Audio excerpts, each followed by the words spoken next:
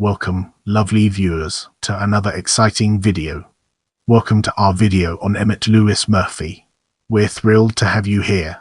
Emmett Louis Murphy, May 30, 1897 in Kiwanis, Nebraska, June 8, 1970 in Omaha, Nebraska, was an attorney and civic leader from Omaha, Nebraska. He served as Assistant Attorney General from 1937 to 1945, was federal bankruptcy referee from 1950 to 1962, and was on the board of directors of the National Association of Referees in Bankruptcy from 1957 to 1962. He was the governor of the Nebraska-Iowa district of the Kiwanis Club in 1948 and vice president of Omaha Catholic Charities in 1949 and 1950. In this chapter, we'll be shedding light on personal life and its role in shaping our understanding. Murphy was born in Kiwanis, Nebraska, on 30 May 1897 to John Murphy, born in Kilkenny, Ireland, and Mary Delaney, a first-generation Irish-American born in Pennsylvania. He was reared on his father's Saunders County, Nebraska, farm and attended high school at Cedar Bluffs as a part of a class of 5. All 5 would attend their 50th anniversary many years later along with the school's faculty of 2. Cedar Bluffs had only 11 grades, so he attended 12th grade at Creighton Prep in Omaha.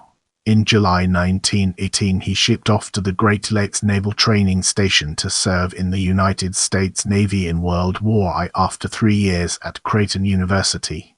He never went abroad and returned home Christmas Day that year. On 14 October 1919, he married Georgia Adams, daughter of Clarence Ellsworth Adams and Bertie Mae Swedet. After the war, he spent 2 years practicing law in Falls City, Nebraska, before coming to Omaha to work as a lawyer in 1921. He lived most of his life at 2718 Reed Street in the Minlusa neighborhood.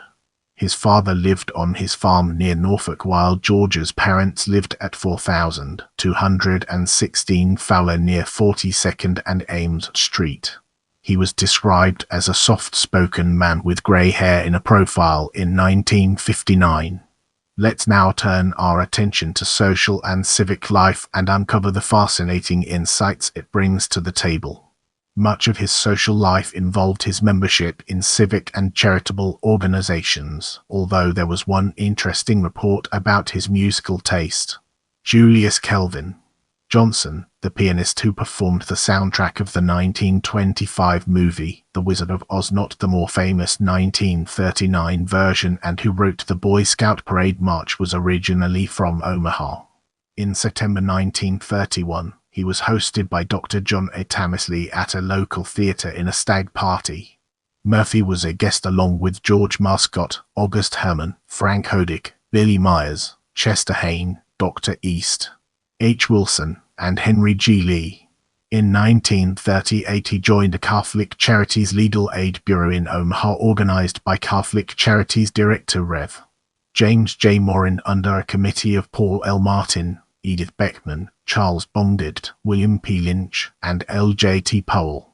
In 1949, he was installed as Vice President of Catholic Charities in Omaha by President Archbishop Gerald Thomas Bergen, and was re-elected a year later. He was very involved in the Kiwanis Club.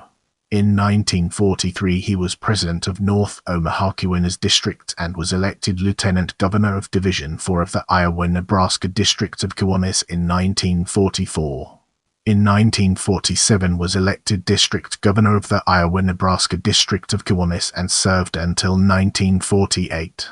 He installed his son, John, as president of North Omaha Kiwanis Club in 1958. He was also keenly interested in education. In 1942, he was a part of the School Crisis Committee seeking to increase school funding. He served as vice president of the Minlusa Elementary School PTA in 1940 and was in the Omaha North High School PTA in 1951. His opposition to a bill seeking to control what kinds of sale prices may be advertised was cited in the Nebraska unicameral John Adams, a lawyer and one of Nebraska's first African-American state congressmen. With that being said, let's now move on to World War II. His political involvement was indicative of a strong sense of patriotism, and in 1942 he registered for World War I draft with his son, Mel. Both of his sons, Melvin and John, served in the war. During the war, he was tasked with the prosecution of draft dodgers in the region. He was invited to speak at the April 5, 1943, send-off of troops selected by Draft Board No. 3 in the Red Cross canteen at the Omaha YMCA. He was also co-chair of a project by the North Omaha Kiwanis Club to provide fresh fruit on all World War I hospital trains passing through town. Let's now turn our attention to legal career and uncover the fascinating insights it brings to the table. He announced that he opened a law office with Claire M. Rodwig at Union State Bank Building in downtown Omaha at 19th and Farnham in April 1930. Rodwig graduated from Creighton in the ERS and went on to become the Attorney General of South Dakota, General Counsel of the Office of Defense Mobilization, was a delegate to 1964 Democratic National Convention from Illinois, was acting president of the Chicago School Board from 1962 to 1964, and was vice chairman of the Board of Mutual of Omaha upon his death in 1975. Now, let's redirect our focus towards candidate for municipal court judge and discover its significance in our narrative. The first evidence of his personal politics appeared in 1936 when he ran for a position as municipal court judge. He spoke in his candidacy in support of reform of police court conduct and procedure. To that point, police court gave only very little time to each case and allowed very unruly behavior, which Murphy and others claimed resulted in many who were being tried for drunken driving not being adequately prosecuted and escaping without punishment. He was also one of the candidates who voiced strong opposition to Senate File 160, known as the Foreign Language Bill, which would make illegal the teaching in private, denominational, parochial, or public schools of any subject in any language other than English, stating in a speech, "I fought that vicious foreign language bill." He ran 12th in the primary where only 10 would advance to the general election. Although 2 of the 12 subsequently dropped out, his request to be added to the definition was denied. As we move forward, let's uncover the untold stories and fascinating intricacies of Assistant to the Omaha Attorney General. However, his public stature was quite grown, and in February 1937 he was notified that he would be accepted as Assistant to the District Attorney in Omaha as a replacement of Fred Q. Hosby with approval of the U.S. Congress. He was to serve U.S. District Attorney Joseph T. Votova along with fellow Assistant A. Celsius Epperson. In this position, many of his cases were heard by Judge James A. Donahoe and worked with Clerk R. Celsius Hoyt. Neighboring state Kansas remained dry after the repeal of Prohibition in 1933, and controls on alcohol continued in Omaha. Thus much of Murphy's work involved prosecuting people seeking to transport alcohol into Kansas or illicitly produce alcohol. In 1938 he prosecuted an interesting case against Lester Morehouse, who ran an illegal still on a river island or east of Fort Calhoun, Nebraska. Murphy prosecuted the case and followed up in the U.S. Circuit Court of Appeals, where Morehouse representation claimed the island was not in Nebraska, and the court upheld the conviction. He remained involved with politics, campaigning in his home neighborhood of Florence on behalf of Democratic House of Representatives re-election of Charles Fahrenheit McLaughlin in 1938. McLaughlin won and remained the representative until 1943, succeeded by Howard H. Buffet. Murphy frequently travels to Grand Island, Nebraska, for his work.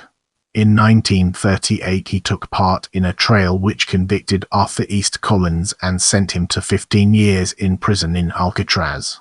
When Collins filed a habeas corpus complaint in 1939, Murphy went to California to receive a deposition from Federal District Judge Thomas Charles Munger in Collins' complaint against Warden of the Alcatraz Federal Penitentiary, James A. Johnston.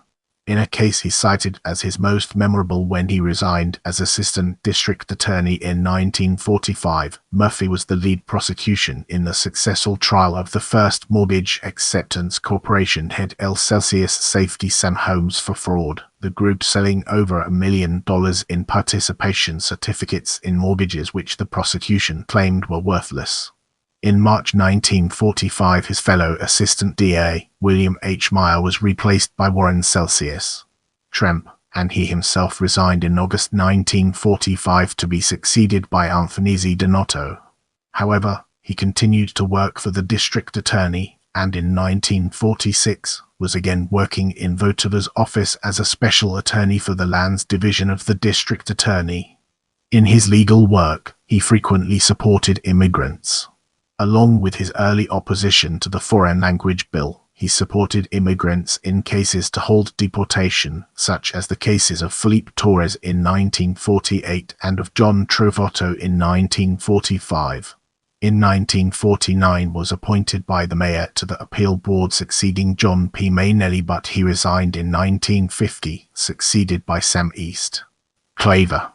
This served as a bookend to this part of his legal career. Moving forward, we'll be taking a closer look at federal bankruptcy referee. In 1950, he was installed as federal bankruptcy referee and was elected as director for the local district 8th Circuit of the National Association of Referees in Bankruptcy in 1957. One of the largest cases Murphy had as bankruptcy referee was that of the Red Stamp Company, which had about $200,000 in debts against $15,000 in assets. Another large case was that of the Fields Corporation, which owned 5 hotels in Nebraska, the Lincoln and Capitol in Lincoln, the Madison at Norfolk, Evans at Columbus, and the Lincoln at Scottsbluff. Other hotels in Iowa and Missouri were adjudicated by referees in those states. The case was resolved when Sheraton Hotels purchased these and the 6 other hotels in Iowa and Missouri, accepting the debt of $1,235,000 and paying out $20,000 to the trustee and pay interest and taxes. He retired from his position as federal bankruptcy referee in 1962. In the last 6 months of work, there were 387 cases filed. Brace yourself for a captivating discussion on family and legacy as we explore its nuances and implications. He married Georgia Adams in 1919 and celebrated his 50th anniversary at Caniglia's restaurant in 1969, a year before his death on 8 June 1970. He was survived by his wife, Georgia, his sons District Court Judge John East and Lieutenant Colonel Melvin, daughters Mary M. William Colomer, Joan M. Richard Hill, and Marguerite M. Dennis Murphy of Omaha. Also his sisters Mrs. Mabel Cross and Mrs. Genevieve Shanahan of Omaha, Mrs. Teresa Shanahan of Fremont, brothers Edward and Francis of Omaha, John of Fremont, and Albert of Cedar Bluffs. He was remembered as having a brilliant legal career, being a strong supporter of education, both public and parochial, and quietly assisting many young people who needed help. Don't forget to check out my other videos for more valuable content.